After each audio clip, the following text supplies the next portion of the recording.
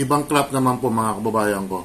Hindi ko pinapalakpakan po yung magiging vlog ko po mga kababayan ko, ha.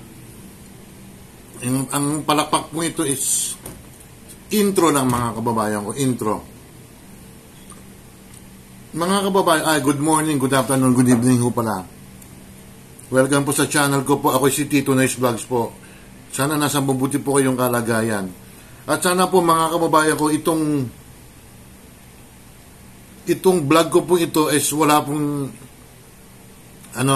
wala po akong pinatatamaan po rito. Pinagtatanggol ko po nga yung mga nag-a-apply po. Ako yung naranasan ko rin po yan na nag-apply po ng trabaho na na-reject po. Hindi sa pag-aano po. Siyempre, natanggap naman ako sa trabaho. Nakailang trabaho po ako. Siguro naka-4 na company po ako, mga kababayan ko. Kasi minsan po,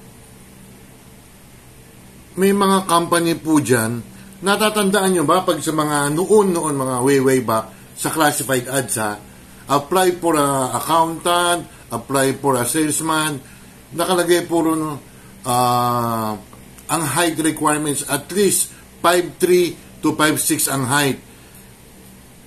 And then, may nakalagay pa isa ron, with pleasing personality. Hindi ba mga kababayan ko, that is discrimination po yan? Paano po naman po hindi naman kagwapuhan o hindi kagandahan yung mag-a-apply?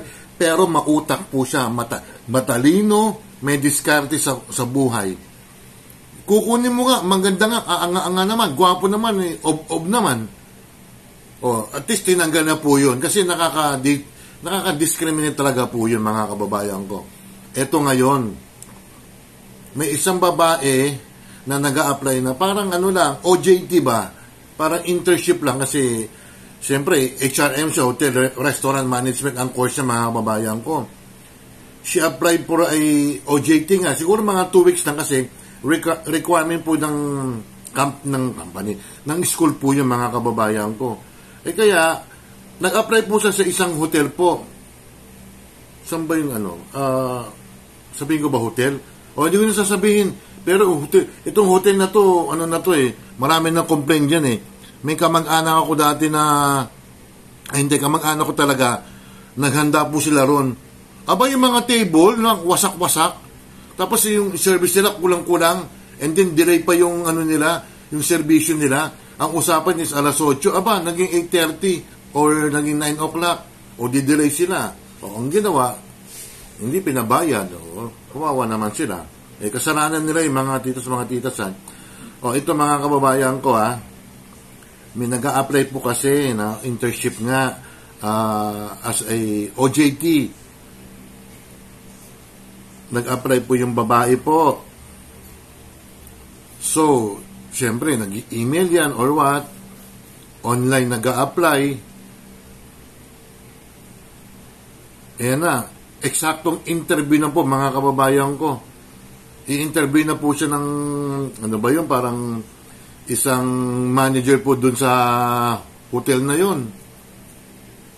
Siyempre, naghintay yung aplikante. OJT na naman hindi man talaga yung work, nasusuweldo ka.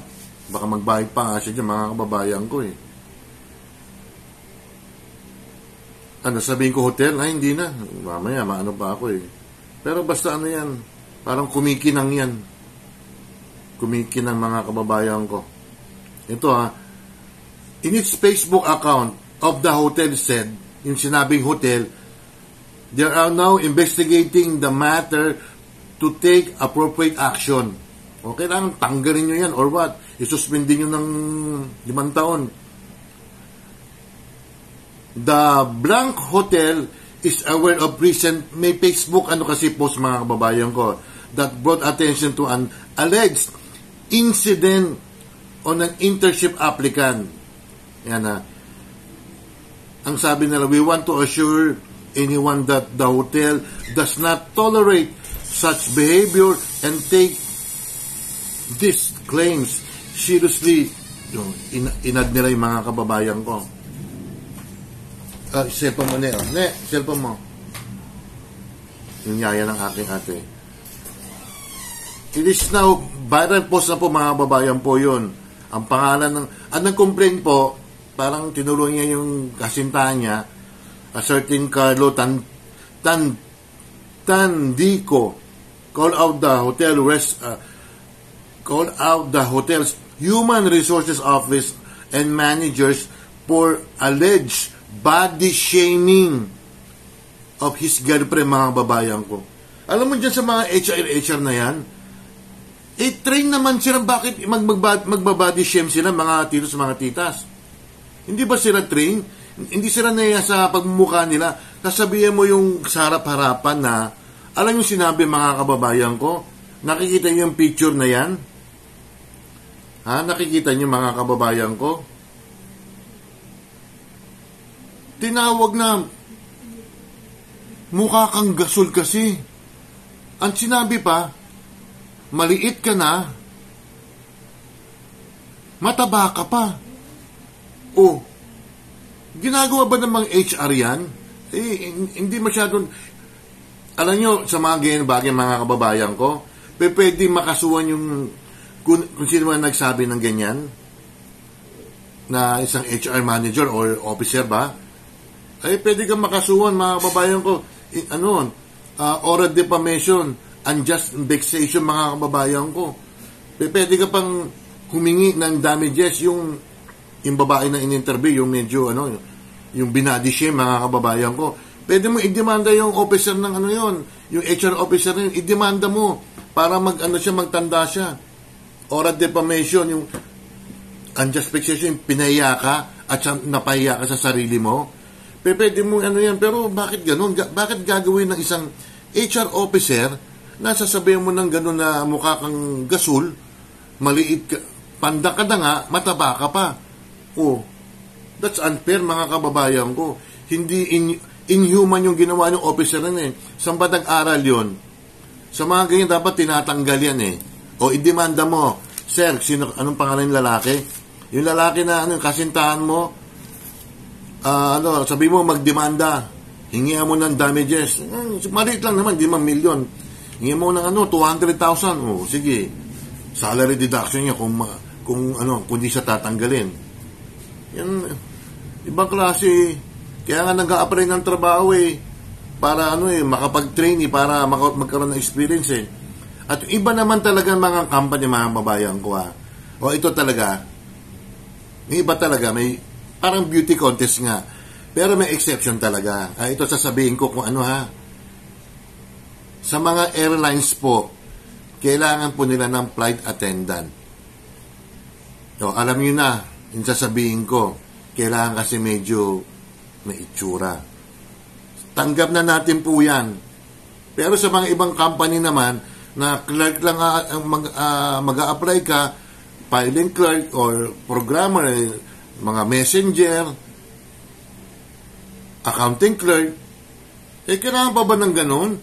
Kailangan pa ba ang katawan is, ano ba yun? 26? Ano ba yun? 32? Basta yung vital statistics ba yun? 36, 26, 36 ba? Yun ang gusto nyo, mga company.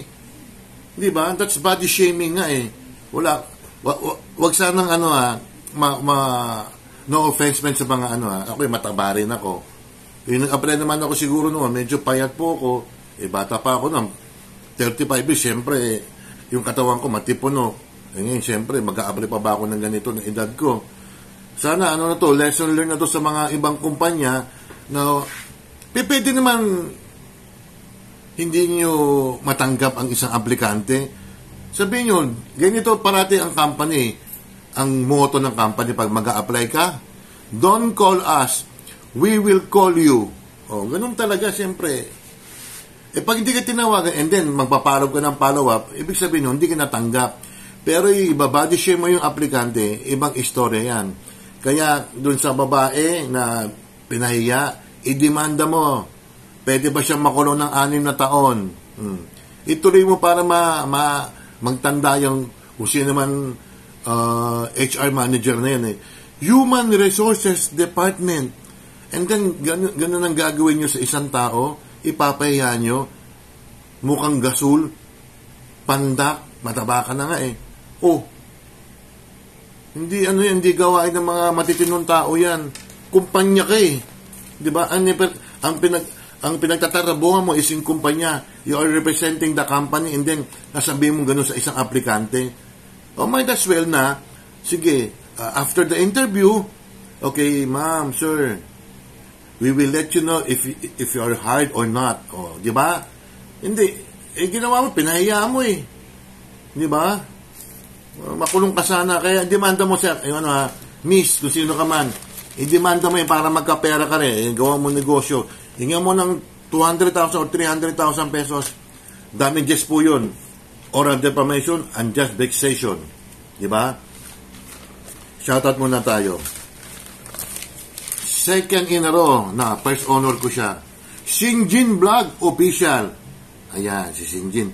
Ate Ruby Vlog, Cherry Papi's Adventure, Oxystag, Michi Tigerfield TV, Shirley Mendrano, Jane Barona Vlog, Coach MB, Doc Juday, Mama Lynn Official, Amlena Vlogs, Tessa Bala Official, Nana Eva TV, Juban de Ponteorista, De Papayan, De Calabasa, De Buko, De Dorian, De Panday, Principal Kim, Ayang Vlogs, Edo SK Vlog, Revs SK Jamming Vlogs, A.R. Purple, Junito Marinado, Marity Sanchez, Kapitik TV, Remy Perolino, Tony Marsan, Isel Easy Mix, Kawigay, Angel Mix TV, Kathleen, Chaps de la Cruz, Mila Tina, Natasha Mix Vlogs, Arlene Hugs, Casa Blanca, Mami ni Raj, Jessa Marie, 23 Vlogs, Baby Yashi, Eunice and Burgess Tande, Marus TV, Food Trip Ranger TV, Guwapong Lalaksot, Jana Mix Vlogs, Benji Opa Tuloy, Benji Opa Sanchez,